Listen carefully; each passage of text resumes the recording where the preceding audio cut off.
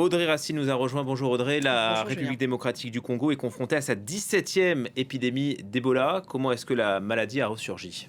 Alors on sait que les fièvres Ebola, comme les hantavirus, sont des zoonoses, c'est-à-dire qu'il y a une transmission d'un animal à un patient zéro. Mais dans le cas d'Ebola, il y a beaucoup plus d'incertitudes que pour l'hantavirus sur l'espèce animale qui est à l'origine de cette fièvre, l'espèce animale réservoir.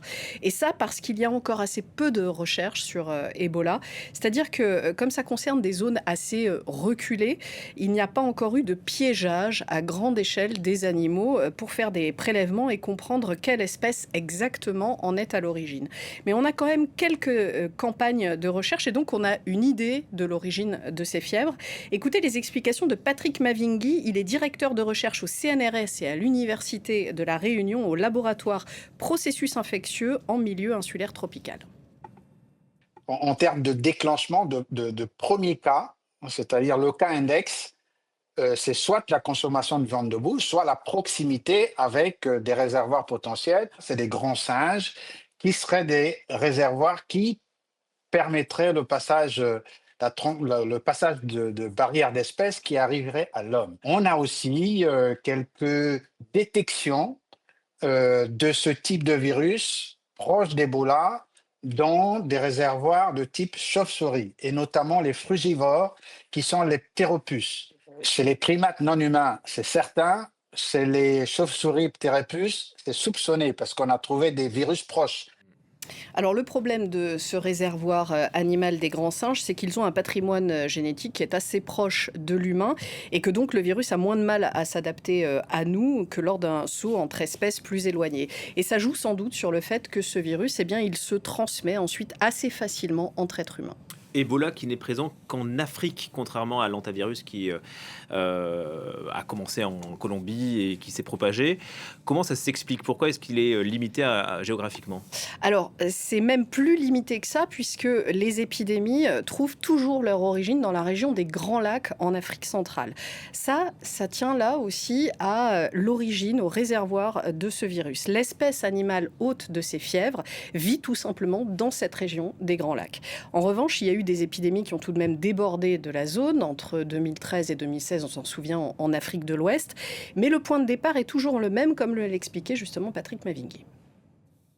En Afrique centrale, donc dans la région des Grands Lacs, où il y a eu la première épidémie, donc toute la région République démocratique du Congo, Ouganda, Soudan du Sud, etc. On sait que c'est quand même les premiers foyers. Et d'ailleurs, Ebola vient du nom d'un fleuve, hein, qui s'appelle le fleuve Ebola. La première épidémie en 76 a eu lieu là. Donc on sait que le réservoir existe dans cette zone-là. Le passage en Afrique de l'Ouest, ça on le sait aussi, ça a été tracé, puisque c'est la même souche Zaïre qui a provoqué l'épidémie en Afrique de l'Ouest. Ça, c'était plutôt une transmission due à des mouvements de population qui partaient de l'Afrique centrale est jusqu'à effectivement l'Afrique de l'Ouest.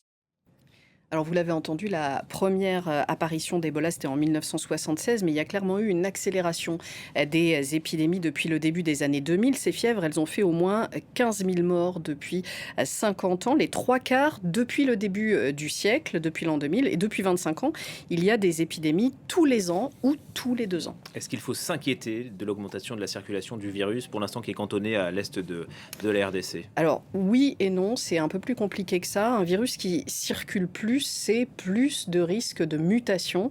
Mais est-ce qu'un virus muté d'Ebola serait plus dangereux?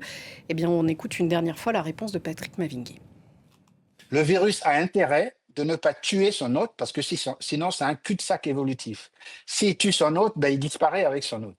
Donc, c'est pour ça que si on prend le cas de la Covid, par exemple, au départ, c'était un virus très contagieux et puis avec une certaine taux de létalité. Au fur et à mesure, on a vu des variants qui sont apparus avec une diminution de la virulence, mais une augmentation de la transmission. Donc, plus il y a la multiplication, plus le nombre, plus vous augmentez le taux de mutation et quelque part, vous arrivez à un moment donné à sélectionner un virus qui est moins létal et qui se transmet plus.